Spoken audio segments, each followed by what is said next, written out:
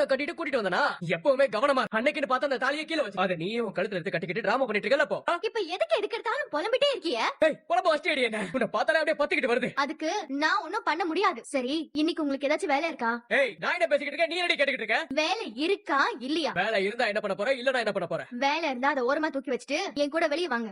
நான் வெளியில வரணுமா உன் கூட?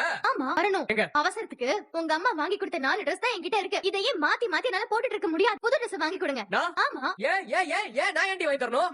ஏன்னா நீங்க தான் என்னை தொட்டு தாலி கட்டின புருஷன். நீங்க தானே வாங்கி கொடுக்கணும். நான் தாலி கட்டினா நான் உன்னை கல்யாணம் பண்ணிக்கிட்டேனா? ஓ இல்லையா அப்போ? ஏன்டி இப்படி பச்சையா புழுகிட்டு இருக்க? நீயே தாலி எடுத்து கட்டிக்கிட்டு என்ன சாவடிச்சிட்டு இருக்கேடி. உன்னை நான் எங்கேயுமே கூட்டிட்டு போக மாட்டேன்டி. கூட்டிட்டு போய் தான் ஆகணும். என்னடி ஓவரா பண்ணிட்டு இருக்க?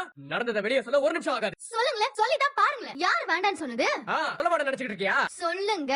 ஆனா இதெல்லாம் யாருமே நம்ப மாட்டாங்க. பெரியப்பா உங்ககிட்ட கொஞ்சம் பேசணும். பெரியப்பா ஏதாவது பிரச்சனையா? அரசிக்கு நடக்க இருந்த கல்யாணத்தை நிறுத்தினது, அதே முகூர்த்தத்துல நீ அரசி கழுத்துல தாலி கட்டினது எல்லாம் சரிதான். நான் தாலியை கட்டல பெரியப்பா. நாம அனுபவிச்ச வழிய பாண்டியனும் அனுபவிக்கணும்னு நினைச்சோம். அவனும் அனுபவிச்சிட்டான், சந்தோஷம். ஆனா அதோட எல்லாத்தையும் நிறுத்திக்க. புரியுதா? அண்ணா நீங்க என்ன சொல்றீங்கன்னு புரியவே இல்லைங்க. அப்புறம் எப்படி என்ன குமாருக்கு புரியும்? பெரியப்பா எனக்கு சத்தியமா எதுவுமே புரியல பெரியப்பா. நீ கட்டிக்கிட்ட பொண்ணு எதுவும் கொடுமைப்படுத்துறியா? நானா? கொடுமையா? அப்படிலாம் எதுவுமே இல்ல பெரியப்பா. உண்மையை சொல்றா? இல்ல பெரியப்பா. என்ன குமார பார்த்தா குடும்பப்படுத்துற மாதிரியே தெரியுது. ஒரு பொண்ணை கல்யாணம் பண்ணிக்கிறது அவளோட சேர்ந்து வாழறதுக்காக தான், கொடுமைப்படுத்துறதுக்கோ பழி வாங்குறதுக்கோ இல்ல. அப்படி ஒரு எண்ணமே உன் மனசுல வரக்கூடாது. புரியுதா? புரியுது பெரியப்பா. ஒழுங்கா அந்த பொண்ணோட நல்ல விதமா வாழற